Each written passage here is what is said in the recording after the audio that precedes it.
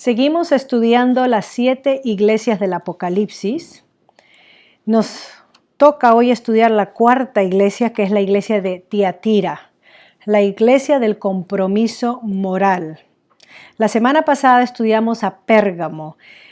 He puesto a Pérgamo y a Tiatira juntos, por eso que el estudio lo he llamado La fe no puede ser comprometida parte 2, porque la semana pasada fue la primera parte donde hablamos sobre el compromiso en la doctrina, falsedad en la iglesia. Y vimos en la iglesia de Pérgamo que la descripción de nuestro Señor Jesucristo es como aquel que tiene la espada aguda de 2 filos. Es la autoridad que tiene nuestro Señor con su palabra hablada, que es la verdad. Y hay un elogio, que esta iglesia de Pérgamo sí retuvo el nombre de Jesucristo, no ha negado la fe. Pero la exhortación que se le hizo a esta iglesia o que se le hace es la falsa enseñanza, una tolerancia por la falsa enseñanza. Había un grupo ahí que toleraban la falsa enseñanza. Y nuestro Señor Jesucristo les invita entonces a arrepentirse, al volverse a Él, porque si no la advertencia o el juicio que se da contra esta iglesia es que Él mismo vendrá y peleará con la espada de su boca. Hay una promesa, en cada una de estas iglesias termina con una promesa y todas las promesas se resumen en la herencia de la vida eterna, sino que en diferentes maneras se le dice, por ejemplo, le daré del maná escondido y una piedrecita blanca con su nombre nuevo escrito, que era la nueva ciudadanía en el reino de los cielos. Estuvimos viendo el caso de Balaam, cómo Balaam fue incitado a que el pueblo sea maldecido por Dios por ser llevado a la idolatría, cómo se ingenuó el plan Balaam en Números, hemos visto, y al final ellos cayeron, Israel cayó en la idolatría a través de mujeres hermosas, cometieron actos de fornicación, y Dios dice que recibieron la consecuencia por haber negado o abandonado la obediencia a Dios. Pérgamo se encontraba en una situación similar. Estaba este grupo contemplando la falsa enseñanza y esto ponía obstáculo a los creyentes a que cayeran en la falsa enseñanza en vez de enseñar la palabra de Dios. Empecemos con Tiatira. Permítame darle una descripción breve a esta ciudad. Era una ciudad menor dedicada al comercio y hay mucha información sobre la variedad y los numerosos gremios que allí existían. Cada uno tenía una deidad patronal. ¿Okay? Se ubicaba en una ruta comercial principal entre la ciudad de Pérgamo, que hemos estudiado, y Sardis, que es la que viene a continuación, para después continuar hacia Filadelfia y la Odisea. Fue famosa por sus productos de lana. Lidia, por ejemplo, en Hechos capítulo 6-14 se habla que era de esa ciudad. Era una vendedora de púrpura en la ciudad de Tiatira. Ahora, esta ciudad creció gracias a Seuluco Nicoteo, quien situó a sus soldados macedonios en Tiatira. Tuvo varios templos dedicados a sus deidades locales. Tenía el templo al dios Apolo, que era conocido como el dios Sol, Tirimnos, a Termisa o Diana, la diosa del amor, y a Cibele Zambante, una pitonista local. Así que eran idólatras por naturaleza. Bien, veamos qué es lo que dice Juan a esta iglesia Tiatira, porque si me permiten leer la nueva versión internacional, versículos 18 al 29, son 11 versos, dice así: escribe al ángel de la iglesia de Tiatira, esto dice el Hijo de Dios, el que tiene ojos que resplandecen como llamas de fuego y pies que parecen bronce al rojo vivo. Conozco tus obras, tu amor y tu fe, tu servicio y tu perseverancia, y sé que tus últimas obras son más abundantes que las primeras. Sin embargo, tengo en tu contra que toleras a Jezabel, esa mujer que dice ser profetisa.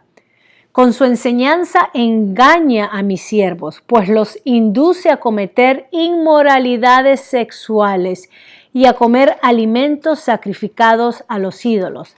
Le he dado tiempo para que se arrepienta de su inmoralidad, pero no quiere hacerlo.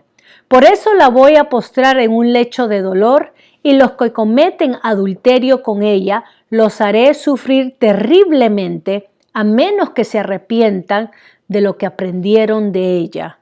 A los hijos de esa mujer los heriré de muerte. Así sabrán todas las iglesias que yo soy el que escudriña la mente y el corazón. Y cada uno de ustedes lo trataré de acuerdo con sus obras. Ahora, al resto de los que están en Tiatira, es decir, a ustedes que no siguen esa enseñanza, ni han aprendido los mal llamados profundos secretos de Satanás, les digo que ya no les impondré ninguna otra carga. Esto sí, retengan con firmeza lo que ya tienen hasta que yo venga. Al que salga vencedor y cumpla mi voluntad hasta el fin, le daré autoridad sobre las naciones, así como yo la he recibido de mi Padre, y él las gobernará con puño de hierro, las hará pedazos como a vasijas de barro. También le daré la estrella de la mañana. El que tenga oídos, que oiga lo que el Espíritu dice a las iglesias. Veamos brevemente el bosquejo o el cuerpo de lo que se le da el mensaje a Tiatira. La iglesia del compromiso moral. La descripción de Jesucristo es el que tiene ojos como llama de fuego y pies semejante al bronce bruñido. El elogio es su crecimiento en amor, evidenciada por su servicio. A diferencia de Éfeso, que servía pero no había amor, esta iglesia sí había crecido en amor y la evidencia era el servicio que ellos daban. La exhortación que se le da era la falta de discernimiento, la tolerancia de la herejía. Se le propone una solución, retener lo que tienen y obrar en Cristo hasta el fin. Hay una advertencia, habrá retribución a cada uno, se le dará conforme a sus obras, o el pago según sus obras. Y la promesa para los vencedores es: yo le daré la estrella de la mañana y autoridad sobre las naciones. Ahora, ¿qué con esta iglesia? Ese es el bosquejo que comparto con ustedes para que lo tengan. Yo en las notas, si ustedes ven sus notas que les mandé la semana pasada, son las notas de hoy porque no terminamos. Pero si ustedes ven en las notas, obviamente el tema de las mujeres sobresale, ¿no? ¿Quién era esta mujer y qué es lo que la Biblia enseña acerca de las mujeres? Pero voy a poner eso a un lado porque podemos regresar al tema o al tópico de las mujeres. Y quiero enfatizarme sobre Tiatira. Si da tiempo, hablo un poquito sobre el tema de las mujeres en la Biblia. Esta iglesia es la iglesia que se conforma a la cultura aceptando la inmoralidad y la falsedad. Bien parecido a lo que sucedía en Pérgamo. Ahora, miren conmigo, porque la manera como se describe a Jesucristo, el Hijo de Dios, el que tiene ojos como llama de fuego y pies semejante al bronce bruñido, era el título que se había tomado del capítulo 1, versículo 14 a 15.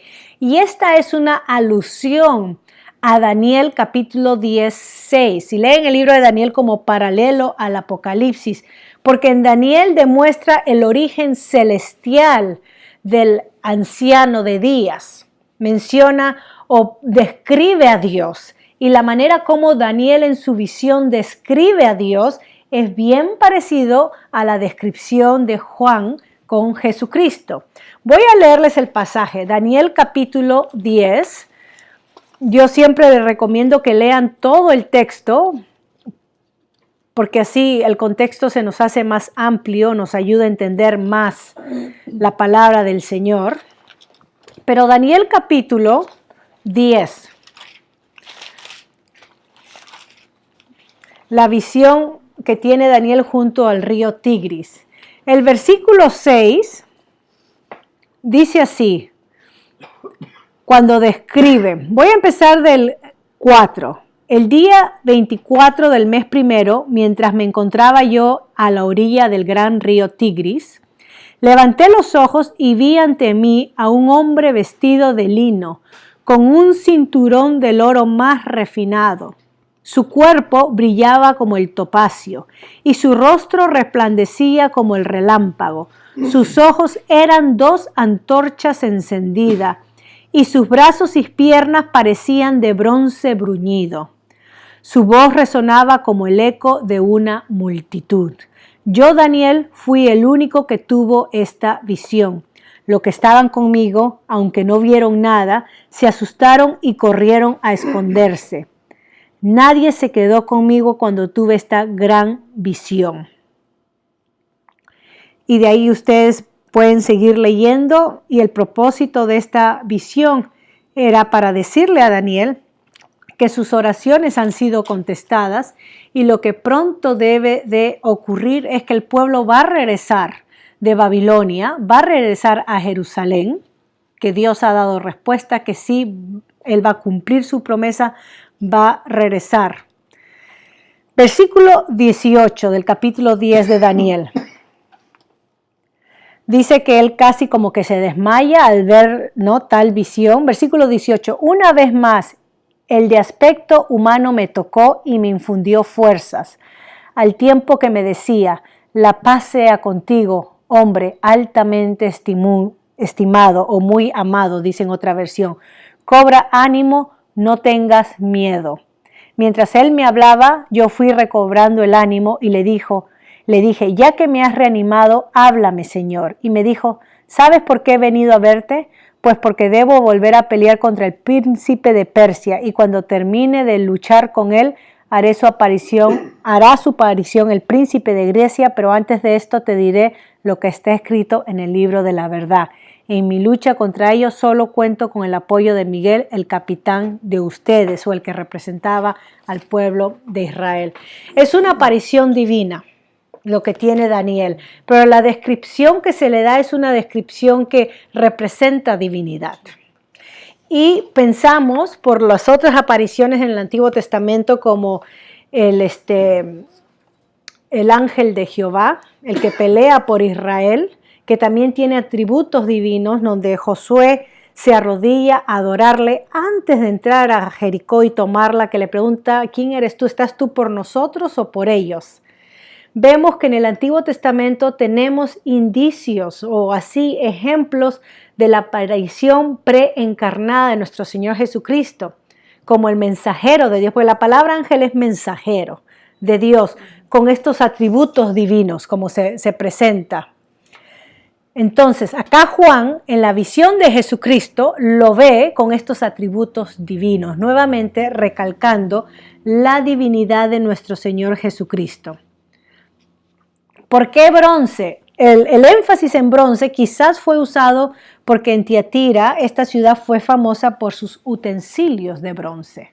Entonces está resaltando algo común de la ciudad para decir que Jesucristo es el inmutable, el que no se quebranta. Miren el versículo 19. Ya sabemos que nuestro Señor Jesucristo reconoce el ministerio de los creyentes. Él sabe el trabajo activo en el reino. Que no hay nada de lo que nosotros hagamos para el servicio del Señor que pase desapercibido. Estaba leyendo la historia de un pastor en Jerusalén que por muchos años solamente tenía una persona en su congregación. Era él y una persona. Y él cuenta que él hacía todo el culto como que si fueran 100. subía al púlpito, bajaba, póngase de pie, vamos a leer la lectura bíblica, y solamente era una persona en Jerusalén, eran judíos mesiánicos. Y le preguntaron, pero ¿no es más fácil hacerlo más tranquilo, más relajado? ¿Por qué lo haces como que si tuvieras toda una congregación, no un servicio tan estructurado? Y el pastor respondió, porque el Señor va a llenar esta iglesia y estoy actuando como que Él ya está, como que Dios ya está trabajando, sino que yo tengo que ser fiel en lo que Él me ha dado. Y pasaron como 20 años y la iglesia llegó a tener más de 100 judíos cristianos que vinieron a conocer al Señor. Pero cuando Él empezó, solamente empezó con uno. Era el trabajo en el reino, que debemos de ser fiel, y nuestro Señor Jesucristo conoce eso. Conoce eso. Ahora, nuestro servicio a Dios no debe de ser una excusa para fomentar o darle cabida a la herejía. Versículo 20. No porque servimos a Dios, somos fieles a Él, significa que podemos cambiar su mensaje o acomodarlo a los tiempos o abrazar otros mensajes que están de moda. Pablo fue muy severo cuando le escribió a los Gálatas, que en tan poco tiempo se habían desviado del verdadero evangelio, aceptando la circuncisión más el evangelio, o sea, las obras de Moisés más el evangelio, igual salvación. Y Pablo fue tan severo que dijo que aun si un ángel del cielo o él mismo regresa a predicar otra cosa que no sea el evangelio de nuestro Señor Jesucristo, sea maldito, que es la palabra anatema. Nosotros, los creyentes y la iglesia, tiene que guardar, tiene que preservar la palabra de Dios y no permitir que la herejía entre, aun si la herejía viene de personas sumamente fieles y consagradas a Él. Que hay que tener cuidado. Pablo también le dice a la iglesia en Éfesos, en Hechos capítulo 20, que él dice en una manera profética, él dice, yo sé que después de mi partida se levantarán en medio de ustedes lobos feroces, o sea, falsos profetas, y no solamente van a salir en medio de ustedes, pero vendrán otros trayendo falsas enseñanzas, y Pablo les advirtió. Si la persecución de los incrédulos es algo externo, que aflige o trae sufrimiento al creyente, la falsa enseñanza es un tipo de ataque interno dentro de la iglesia.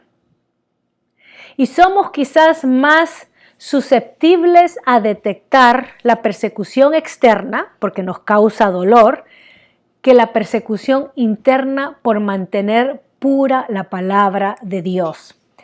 Versículo 20 se menciona a esta mujer, dice que tolera a esa mujer Jezabel. Obviamente ese no era el nombre de la mujer. Nadie en el primer siglo llamaría a su hija Jezabel, porque los judíos sabían quién era esta mujer y la influencia era una mujer de Sidón.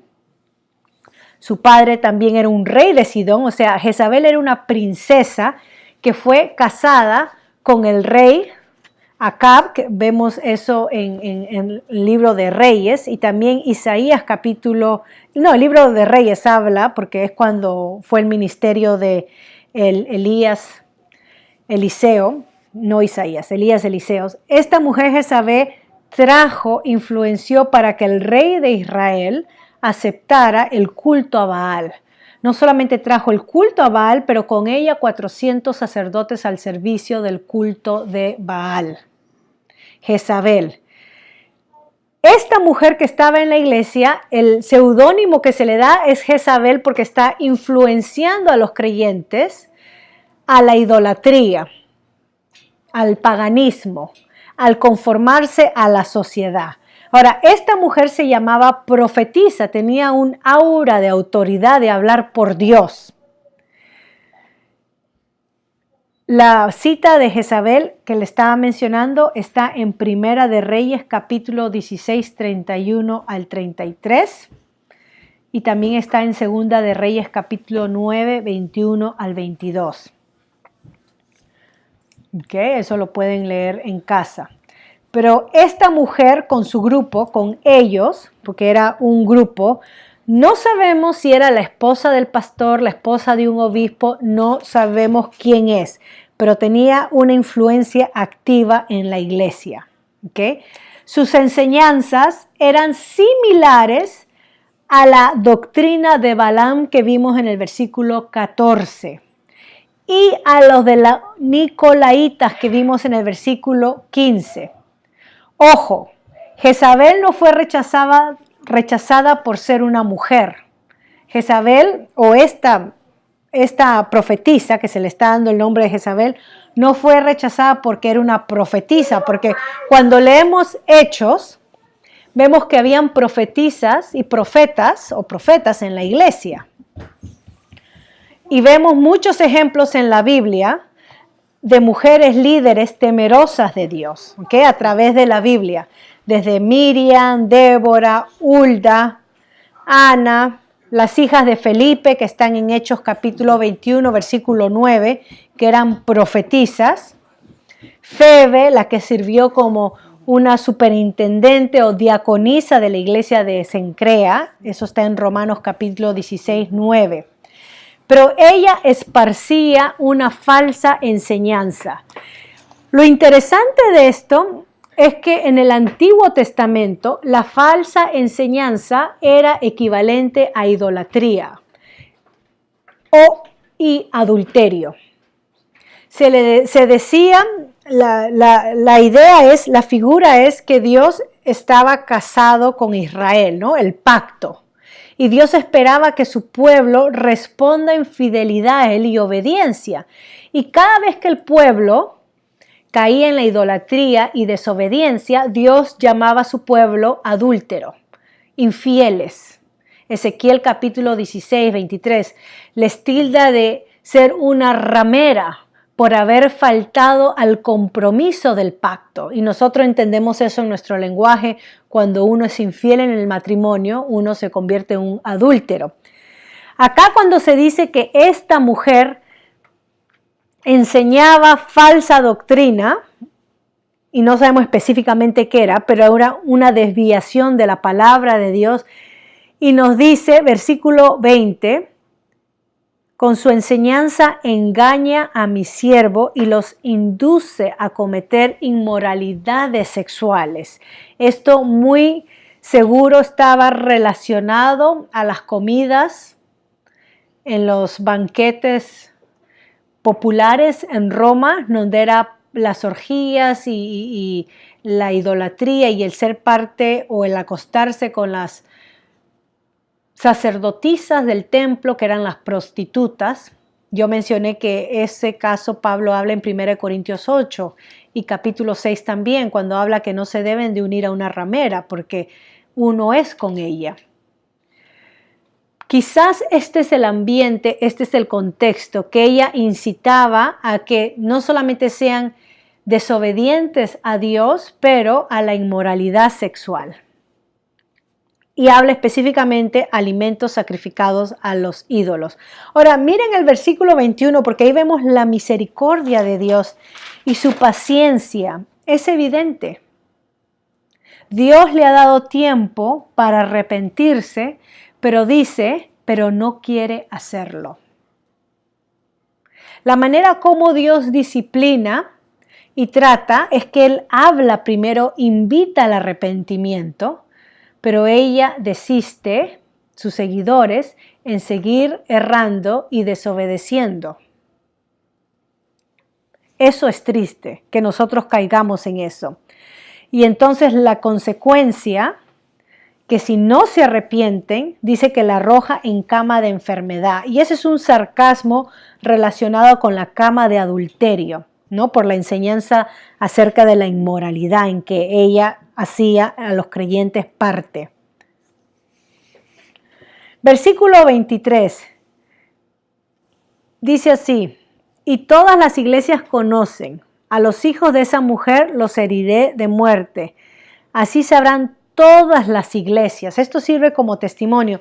Recuerden que cuando esta carta circulaba a estas 7 iglesias, no es que Éfeso solamente leía su porción, o que esto es para nosotros, manden la otra porción a Pérgamo y la otra porción a Tiatira. No, este libro, esta carta, era leída en su totalidad en cada una de estas 7 iglesias. Este era el mensaje, el sermón que el profeta Juan estaba compartiendo con las iglesias, en la comunidad cristiana.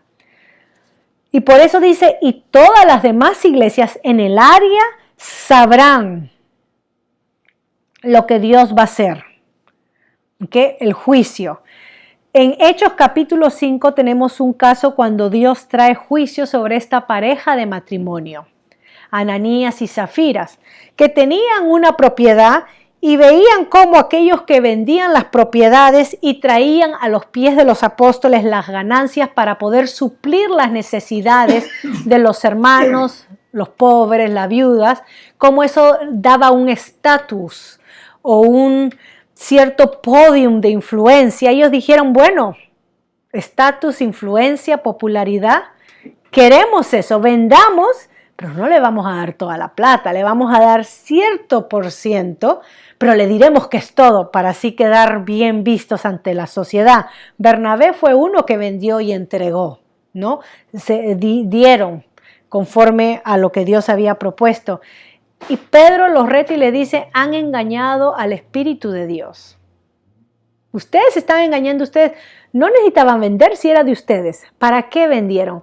La motivación era, obviamente, contaminar la iglesia, impresionar a los hermanos con esta artimaña humana de estatus y mira cómo yo ayudo como un gran Papá Noel también a los hermanos. Era el autoglorificación y quitarle la gloria a Dios. Y claro, Dios dio juicio severo sobre esta pareja, tanto que cayeron ambos muertos. Acá se les está invitando a que se arrepientan, si no Dios traerá juicio severo. La palabra del Señor enseña en Pedro que el juicio de Dios debe empezar por su casa, para que Dios continúe trayendo juicio y balance en justicia en esta sociedad. Dios empieza a arreglar a los suyos, a su casa, a exhortarnos a corregir nuestros caminos. Empieza por su casa. Toda la iglesia conocerán. Dice, yo soy el que escudriña la mente y el corazón. Nuevamente, Dios, Jesús, es Dios, conoce los motivos y pensamientos de todos los seres humanos. Y la palabra del Señor, en una forma muy lamentable, nos dice que nuestro diario pensar, lo que hay dentro de nosotros, siempre es inclinado hacia el mal. Somos inclinados, se nos hace más fácil mentir que decir la verdad. Se nos hace más fácil robar que quizás no tener esa plata o no tener eso lo que necesito. Somos inclinados a ser malos por naturaleza. Eso es lo que la palabra del Señor nos presenta, y a Dios no podemos engañar porque Dios no solamente juzga nuestros actos, pero nuestros motivos y pensamientos Él los conoce. Y termina diciendo, continuando, que Él dará a cada uno según sus obras. Esta es la verdad espiritual que Gálatas en capítulo 6, versículo 7 dice que todo lo que vamos a sembrar cosecharemos. Es un principio espiritual. Quizás no ahora, pero de acá a 5 años, de acá a 10 años, de acá a 20 años, voy a cosechar según yo haya obrado. Y este principio obviamente no se aplica a la salvación, porque la salvación no es mérito humano o un obrar humano, como sabemos que Efesios 2, 8 al 9 dice, para que nadie se gloríe. Pero está hablando de nuestro vivir diario, cómo vivimos. Dios enfatiza mucho en la manera en que vivimos nuestra vida, en cómo tomamos decisiones, en cómo influenciamos a los demás, sea para bien o para mal, porque Dios dice que va a llegar un día en el futuro que todo eso va a ser una cosecha. Nosotros que hemos encontrado a Dios en Cristo Jesús debemos de vivir en reverencia a Él. En reverencia a Él todo tiempo, en servicio a Él. Este es el principio espiritual, ¿ok? Que Dios es una realidad ética y moral. Que Dios debe infundir en mis decisiones diarias, en mi trato y relaciones con otros, aún con aquellos que no lo conocen. Hay muchos cristianos que piensan, bueno, estoy tratando con un incrédulo, puedo engañarle y puedo mentirle. O puedo alterar las cosas, porque total no es cristiano, es incrédulo. Totalmente en contra de la palabra del Señor. Tenemos que vivir con una ética moral según el estándar divino. Lo que sembramos va a ser lo que vamos a cosechar. ¿Okay? Esto es muy importante. Las cosas profundas de Satanás. Se menciona en el versículo 24 acerca que las cosas profundas de Satanás. Estos falsos maestros, Jezabel y sus seguidores, los que seguían a Balán, a los nicolaitas, eran falsos maestros que hacían un énfasis en las cosas místicas. Tanto así que muchos de ellos decían que lo que uno hacía con el cuerpo de uno no importaba. Lo que importa es tu devoción a Dios.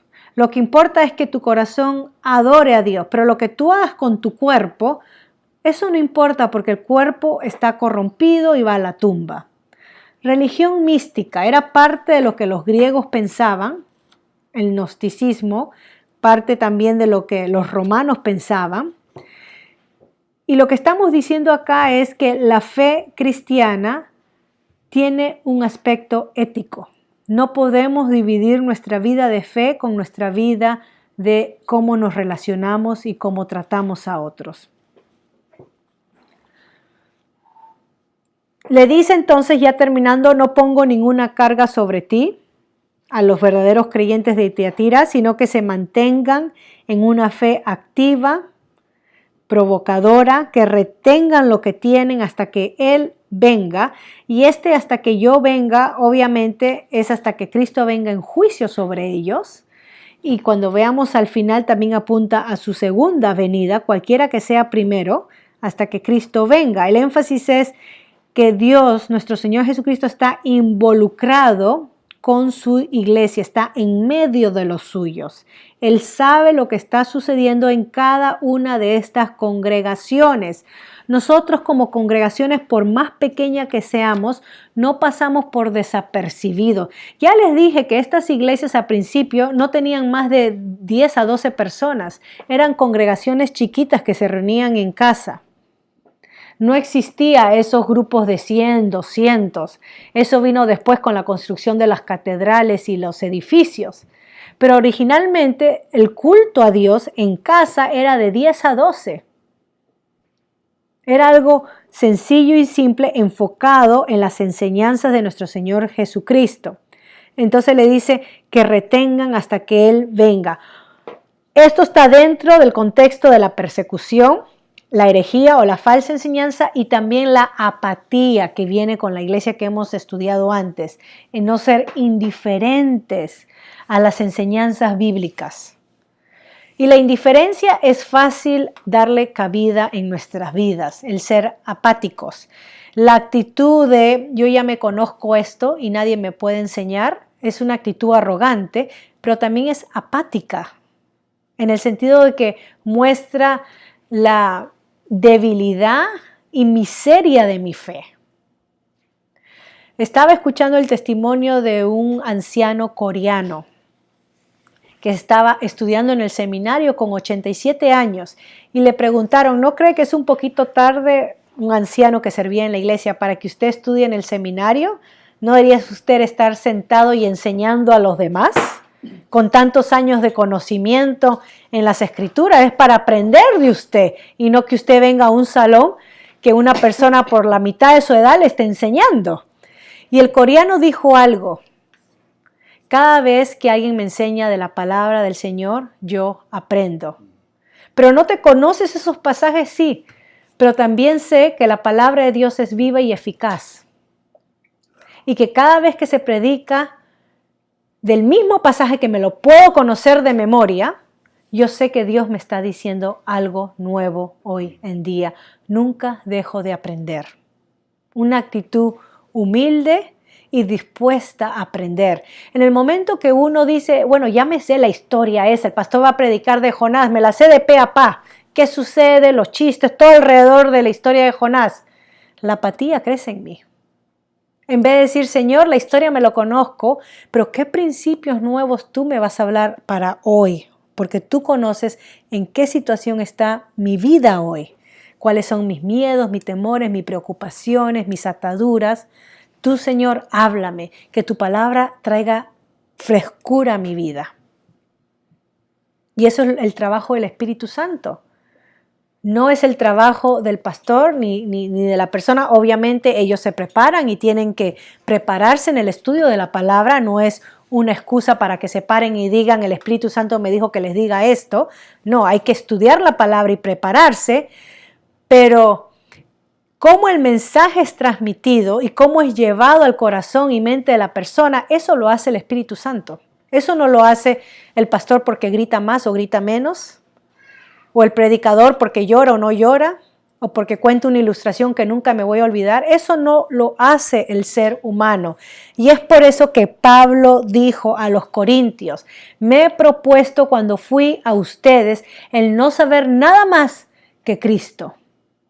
No tratarlo de convencer con palabras elocuentes, porque ellos ya conocían a Apolos y su elocuencia y el entrenamiento retórico griego que tenía Apolos.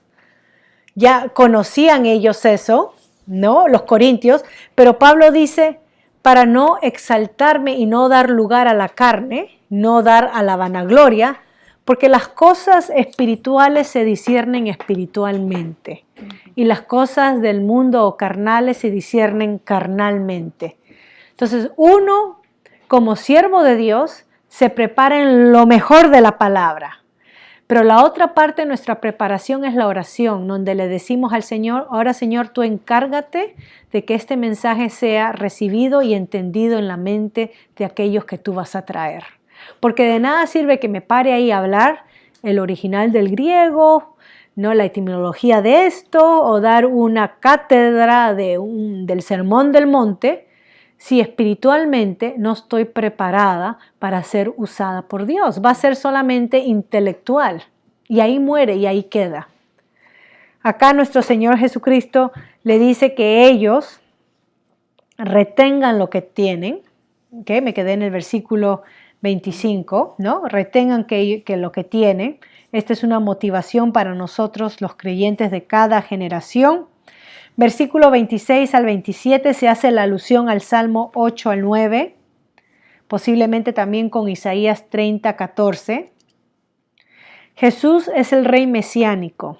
Su reino viene con poder global para traer a consumación, a completación las cosas. Todo tendrá sentido cuando lo veamos a nuestro Señor venir. ¿Okay? Las naciones, se menciona las naciones que retengan, versículo 26 es lo que estoy hablando del Salmo, ¿okay? 27. Las 26 dice, hasta el fin le daré autoridad sobre las naciones. Hay una herencia para los creyentes. En el Antiguo Testamento vemos cómo Dios va a someter las naciones al liderazgo del Mesías y por ende del pueblo de Israel o del verdadero Israel, del verdadero pueblo de Dios. Es una manera de decir que los pueblos que no temen a Dios, los pueblos malos, van a ser subyugados en el reino de Dios por el pueblo de Dios, por aquellos que sí temen, que sí siguen a nuestro Señor Jesucristo. Versículo 27, la autoridad que nuestro Señor Jesucristo ha recibido de su Padre. Es la misma autoridad cuando Él comisionó a sus discípulos, cuando dice, toda autoridad me ha sido dado en el cielo, ¿no? Y sobre la tierra, por tanto, ir y hacer discípulos. Eso está en Mateo 28, 18. O en Filipenses, cuando Pablo, en el capítulo 2, versículo 9, 11, al final dice que toda rodilla se doblará y confesará que Jesucristo es el Señor. Esta es la autoridad de Dios que Dios le ha dado al Hijo. ¿Okay? El reino de Dios está presente, pero no está consumado. Y este Salmo capítulo 2 que le pido que lea se refiere al Mesías, pero también se usa para los creyentes que han puesto su fe en Jesucristo. Lo hermoso de esto, cuando sigamos con el capítulo 4 y 5 de Apocalipsis, es que el que está sentado sobre un trono es un humano, no es un extraterrestre, no es un animal, es un humano, es nuestro Señor Jesucristo, el Dios encarnado. Y eso nos dice algo muy importante, que Cristo, o Dios en Cristo Jesús, ha restaurado nuestra humanidad, porque desde un principio Dios creó al hombre y la mujer para que reinen y subyuguen sobre la tierra. Pero como el ser humano perdió su autoridad de reinar y subyugar, dando a la tentación, desobedeciendo a Dios, ahora Cristo es el que reina y subyuga a todos los enemigos bajo sus pies, representando a la raza humana, ¿no? Recuperando esto que verdaderamente nos pertenecía como seres humanos, reinando bajo la autoridad de Dios. Esa es la imagen. Termino, versículo 28, y yo le daré la estrella de la mañana. Hay varias posibilidades interpretativas sobre esto. Puede ser una metáfora de Cristo. En el capítulo 22, 16 habla de Cristo como la estrella de la mañana. También puede relacionarse con el conocimiento íntimo, la comunión con Cristo. Se refiere a la resurrección, puede también referirse.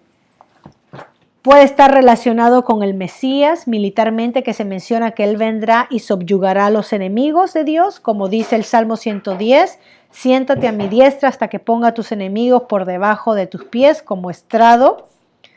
Es evidencia del gozo del pueblo de Dios. Quizás sea una combinación de todo esto, acerca de la herencia que tenemos en Cristo Jesús y la intimidad que disfrutaremos y el gozo que disfrutaremos con Él. La promesa que es de nuestro Señor Jesucristo. Y el que tenga oídos para oír, oiga lo que el Espíritu dice a las iglesias. Prestar atención para poder obedecer. Se nos hace entonces el llamado a nosotros en esta iglesia de Tiatira, que no comprometamos la verdad de Dios, que no toleremos la falsa doctrina, porque son enseñanzas satánicas, totalmente contra Dios. No podemos ser tolerantes a la falsedad, no podemos ser tolerantes contra la inmoralidad. Ok, voy a parar ahí para poder conversar.